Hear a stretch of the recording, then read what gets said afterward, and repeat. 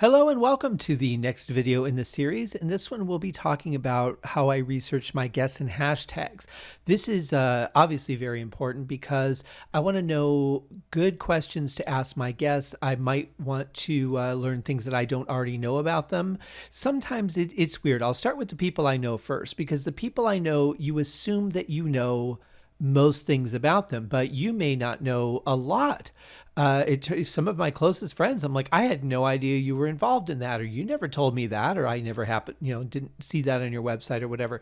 So it's always good, even with people that you feel confident to tell them ahead of time, hey, why don't you send me some of the links that you have of things that you're going to want to talk about. You're going to need them for the template anyway, and for a reminder of what the template looks like.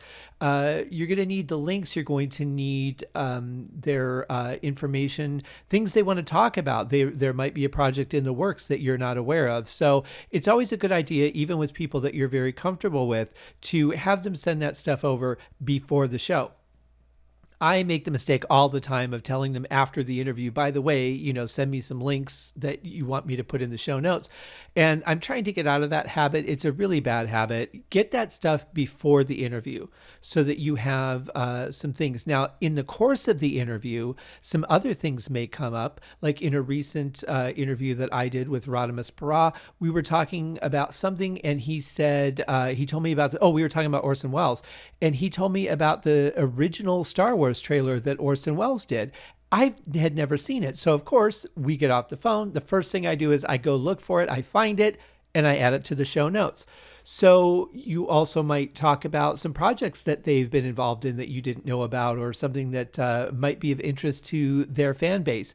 So always try and grab as much information as you can during the call. A lot of times I'll write stuff down because of the way I edit. I won't necessarily find that particular phrase in the editing. So I try to write things down as I go, and I'll mark a time too that we talk about that, because if I don't have time to really fully write down the idea, I'll just mark a time down, and then before I edit the episode, I'll go find all those times in the episode and I'll take those notes at that point. The reason I don't do it while I'm editing the episode is because as soon as you make your first cut and you start sliding audio over, now everything that you've written down is completely out of that time reference. You're probably going to be within a couple seconds at first, but the longer you go, the more you change, the more you edit, it gets further and further away from those marks. So it's easier to just, before you edit, go grab those things taken care of, add them to your template, and be done with it. And that way you don't miss anything. And you can also do it chronologically so that you can say, in this episode, we reference, and then boom, boom, boom, boom, boom, all those things. And you put them in chronological order so that they are findable in the same order that they're in the episode. So that could be of help to the listener.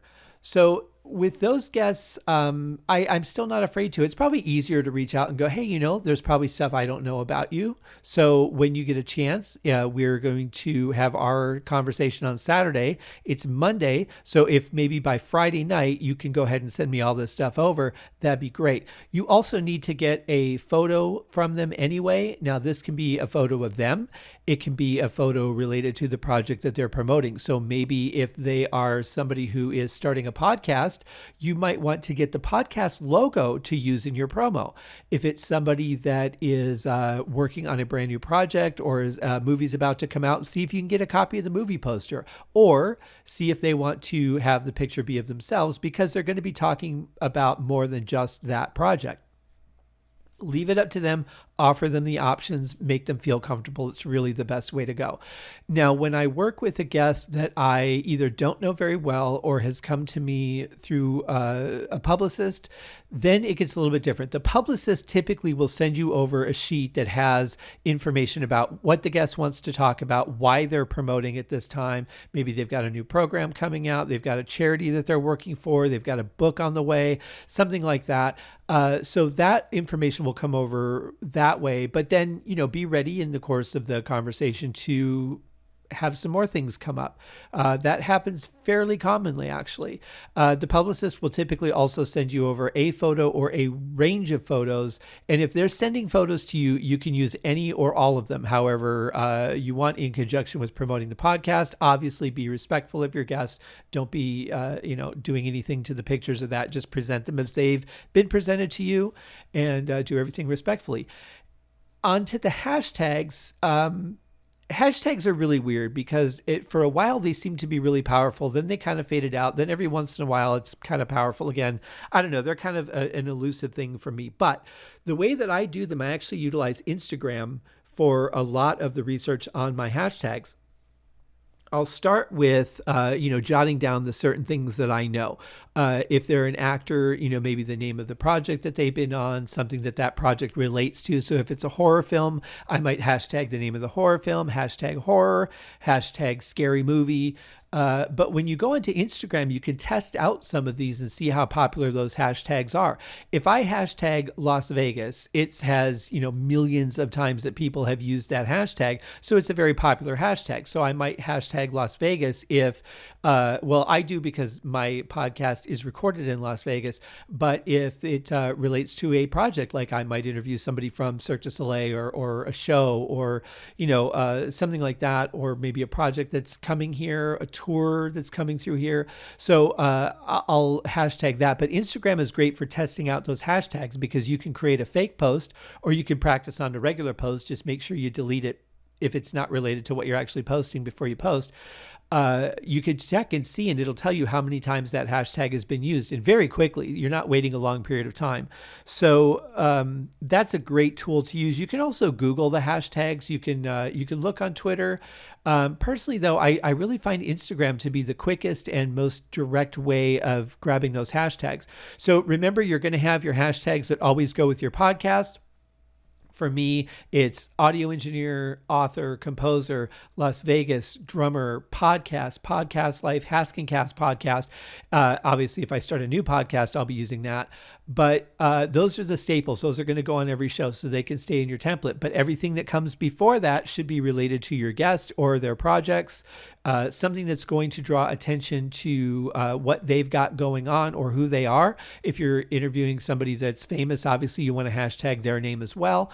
So those are things to keep in mind while you're in the process of doing the legwork of your podcast. The other thing that I do is I will go on to different podcast formats and search for my guests and see what else they've done. When you've got a celebrity, it's a lot simpler because most of the time they've done several shows already. And you can go and listen to those interviews and you can say, okay, these are questions that I have to ask because this is what you're here to promote. But can I find a different way to ask them? Can I find a way to attack this that I haven't heard somebody do already? Is there something that you haven't talked about or something that you started to mention and nobody really paid attention to in the interview? So maybe you can expand on that a little bit. I try to make it fun for the guests and not repetitive of things that they've been on before. So some of these people have done hundreds of interviews, and you can also utilize YouTube for that. Another great resource. Look on their Facebook page, look on their website. But podcasts are great because they're doing a press tour. They're doing something that that they're promoting. So there's probably some interviews out there and you can go, okay, every single time they've been asked this question, what can I do different? And what haven't I heard them talk about? Or what is maybe a forgotten project that you might want to kind of, talk to them about and show that you care. I've been complimented many times on the amount of research that I've done by my guests after the interview. So it's really not hard. It just takes a little bit of time. You can listen to them, their interviews while you're doing other things. You can, if you have a job that allows you to do that, if you have time, like while you're cleaning the house, anything at all, really. And it's the more time that you have to prepare, the better, the more interviews you can listen to. If they have an audiobook out, you can listen to the audiobook. That's another place that you can learn about them. So there's a whole bunch of places that you can learn about your guests and try and make it interesting, try and make it fun for them, show that you care, show that you're not just reading a list of questions.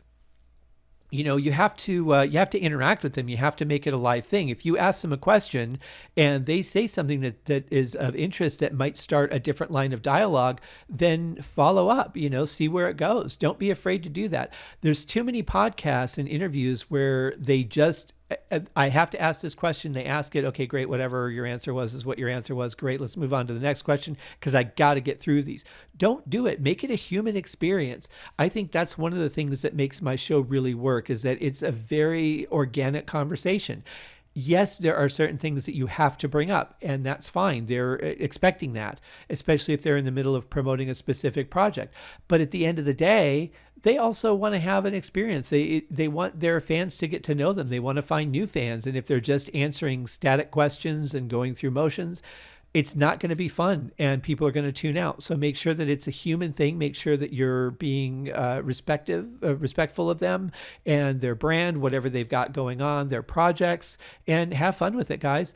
That's pretty much it for the series. I've got one more video that I'm going to do. I'm going to talk about some alternative plugins to the ones that I'm using and give you guys some options. I realize, especially with the compressor that I'm using, which is very specific to legacy sort of cakewalk users, that you can't get unless you're one of those people. So I've got another compressor to recommend, and we'll talk about that in the next video.